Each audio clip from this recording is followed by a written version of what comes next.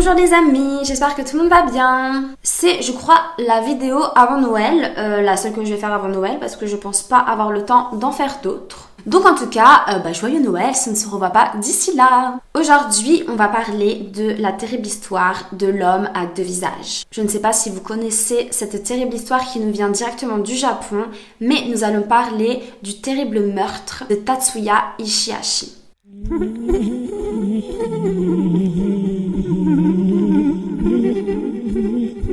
Il y a un film japonais qui s'appelle Je suis un tueur, le journal de Ishihashi. Et du coup, c'est un film qui va retranscrire l'histoire de ce tueur, de sa vie, de son meurtre, etc.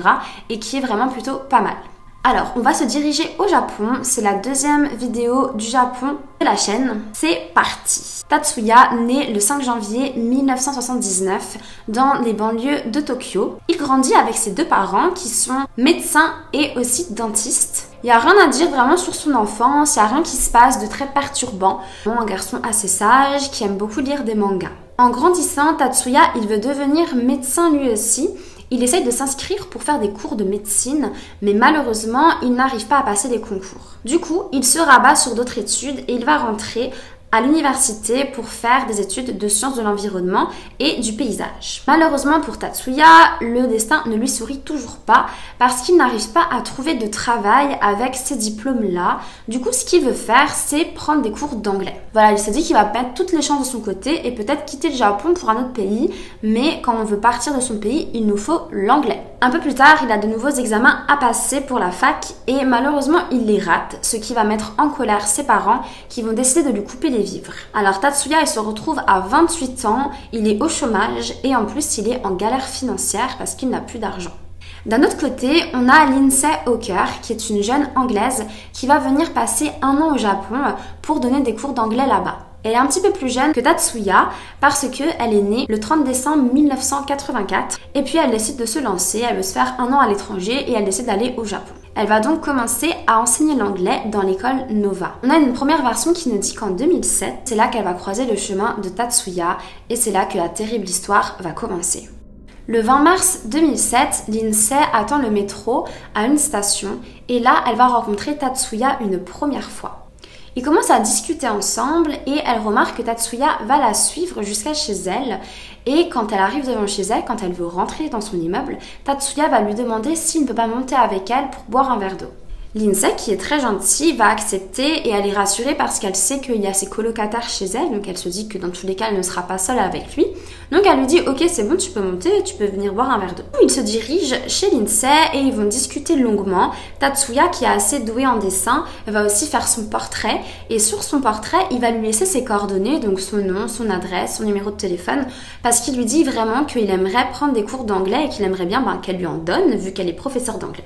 Du coup, ils s'arrêtent sur ça et ils se disent « Ok, ça marche, on fait comme ça, on se revoit pour des cours d'anglais. » Et ils décident de se revoir 5 jours plus tard, le 25 mars. Alors ça, c'est une première version des faits qui dit que c'est la première fois qu'ils se voient et que du coup, ça s'est bien passé, donc ils décident de se voir pour des cours d'anglais. Mais il y a une deuxième version qui dit que Tatsuya avait déjà repéré Lindsay plusieurs fois et que en fait il la suivait et que c'était pas la première fois qu'il la suivait à ses stations de métro ou jusque devant chez elle et qu'en fait il était vraiment obsédé par elle. Et malheureusement, dans tous les cas, que la première ou la deuxième version soit la vraie, elle n'aurait jamais dû accepter de le revoir. Le 25 mars, comme dit, Tatsuya et Lindsay vont se retrouver le matin, il est 9h et ils vont aller boire un café. Du coup, ils décident de faire le cours d'anglais dans ce café, ce qui est assez safe. Donc du coup, voilà, elle lui fait son cours, il a l'air très content. Et au moment de partir, Lindsay du coup veut être payée parce que ses cours d'anglais ce n'est pas gratuit, il doit payer pour en avoir. Et Tatsuya se rend compte qu'il a oublié son porte-monnaie. Alors, se rencontre. Je ne pense pas, on pense exactement la même chose, que c'était fait exprès depuis le début et qu'il a fait exprès d'oublier son porte-monnaie. Mais Lindsay, voilà, elle a passé un cours d'anglais tout à fait normal avec lui, donc du coup, ils décident d'aller chez Tatsuya, ils appellent un taxi, ils montent ensemble dans ce taxi. Lindsay dit même au taxi de l'attendre, qu'elle en a vraiment pas pour longtemps, qu'elle va juste chercher l'argent et redescendre, mais malheureusement, le taxi n'attend pas. Une fois que Lindsay rentre chez Tatsuya, il la pousse directement super violemment dans l'appartement et referme la porte. Et là, le pire va commencer pour Lindsay parce que Tatsuya va l'attacher et va commencer à la violer.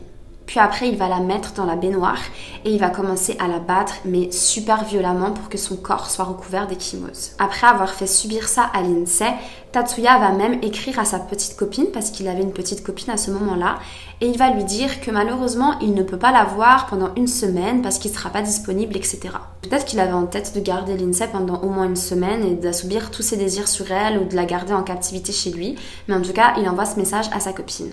Dans la nuit, Lindsay elle va réussir à se détacher de ses liens et elle va essayer de s'échapper de l'appartement de Tatsuya. Malheureusement, Tatsuya va s'en rendre compte et en fait il va paniquer en se disant « Oh là là, si elle s'échappe, je suis vraiment mal barrée » et là il va l'étrangler à mort et la tuer.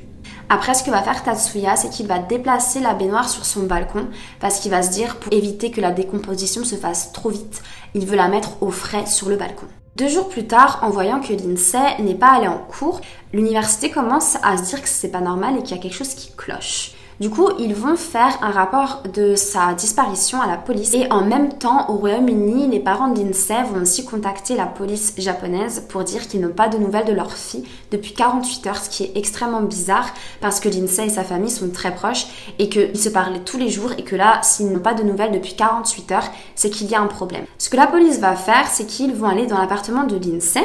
Donc là aussi, les colocataires vont dire on n'a pas de nouvelles, on sait pas, etc. Et en fait, en fouillant la chambre de Lindsay, ils vont tomber sur le portrait que Tatsuya avait fait d'elle avec son numéro et ses coordonnées. Donc ils vont commencer l'enquête et ils vont se rendre chez Tatsuya. Pendant ce temps-là, Tatsuya avait prévu de s'enfuir parce que il a réalisé qu'il a tué quelqu'un, qu'il va en falloir en assumer les conséquences et il commence à préparer un sac pour s'enfuir et là, quelqu'un toque à la porte. Du coup, Tatsuya, il va ouvrir et il se retrouve nez à nez avec la police. Dans sa panique, il commence à courir dans son appartement, à se jeter par la fenêtre parce qu'il y a un côté où il y a des escaliers de service. Sachant qu'il est en chaussettes, qu'il n'a même pas mis de chaussures, il commence à courir, les policiers commencent à lui courir après, mais malheureusement, il n'arrive pas à le rattraper. Il y a un policier qui réussit à se saisir de son sac, mais ça n'arrête pas Tatsuya qui va laisser son sac partir et qui va continuer sa course en chaussettes. Les policiers vont commencer à fouiller l'appartement et là, sur le balcon, ils vont trouver le corps de Lindsay qui est nu, qui est toujours attaché et qui est couvert d'échymoses. Et bien évidemment, elle est morte, elle a succombé à l'étranglement de Tatsuya. Donc à partir de là, bien évidemment, la famille va être contactée. Ils font beaucoup de bruit par rapport à cette affaire au Royaume-Uni. Ils font beaucoup de conférences de presse. Et aussi au Japon, cette affaire fait extrêmement de bruit parce qu'elle est extrêmement violente. Et du coup, Tatsuya va être recherchée au niveau national. Le premier jour de sa fuite, Tatsuya va appeler sa petite copine, vous savez, celle qu'il ne voulait pas voir pendant une semaine pour certainement profiter de Lindsay. Et il va lui dire qu'il a des problèmes, qu'il doit s'enfuir. Il va même lui demander de s'enfuir avec elle et de prendre sa voiture parce qu'elle a une voiture. Mais il n'arrive pas à la joindre, sa copine reste sur messagerie toute la journée. Donc dans la panique, ce qu'il va faire Tatsuya, c'est qu'il va se diriger à l'université de l'hôpital de Tokyo. Et là, il va rentrer dans les toilettes et il va se munir d'instruments.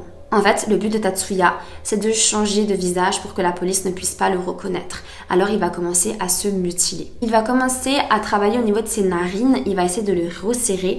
Donc du coup, il se coupe le nez et il le resserre à l'aide de fils et d'aiguilles. Il a aussi des grains de beauté sur le visage qu'il va couper avec un cutter pour pas qu'on le reconnaisse. Et il va aussi se rétrécir la lèvre inférieure avec le cutter pour avoir une bouche un peu plus fine et que on ne puisse pas le reconnaître grâce à sa bouche. Pendant 2 ans, Tatsuya, il va réussir à errer à travers tout le Japon. Il va faire des petits boulots pour subvenir à ses besoins et il va faire beaucoup de chirurgie esthétique pour que la police ne le retrouve pas. Donc l'enquête continue bien évidemment du côté de la police. Donc du coup, ils essayent vraiment de le retrouver. Ils n'arrêtent pas d'interroger des gens, ils n'arrêtent pas d'arrêter des personnes, mais ils ne tombent pas sur Tatsuya. Tatsuya, comme il fait des opérations de chirurgie esthétique, à un moment donné, il y a un membre du personnel de l'hôpital qui va prendre son dossier et commencer à regarder ses photos d'avant-après. Il va se rendre compte que Tatsuya, il sait enlever des grains de beauté. Et il faut savoir qu'apparemment, au niveau esthétique au Japon, c'est pas très courant que les hommes se fassent enlever des grains de beauté. Donc il se pose directement la question, peut-être qu'il les a enlevés pour que ne reconnaissent pas. Et il va commencer aussi à s'intéresser à cette histoire parce que, comme dit, elle est très connue au Japon, l'histoire de Tatsuya. Et en fait, il va prendre des photos anciennes de Tatsuya et regarder et comparer par rapport à cette personne. Et là, il trouve vraiment des semblances flagrantes. Du coup, il va appeler la police et leur partager ce qu'il a trouvé. La police va retrouver Tatsuya à la station de ferry d'Osaka. Et là, ils vont commencer à l'interroger.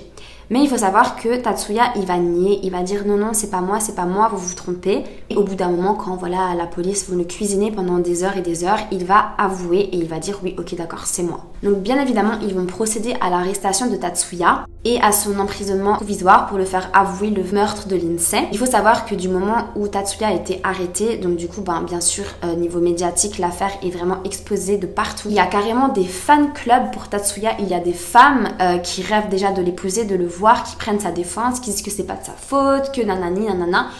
Enfin bref, à chaque fois qu'il y a des serial killers comme ça, il y a toujours des femmes qui tombent amoureuses d'eux et qui les défendent, je ne comprendrai jamais. Mais en tout cas, ça ne va pas aider Tatsuya parce qu'il va être jugé en 2011 pour meurtre et viol ayant entraîné la mort et il va prendre la prison à perpétuité.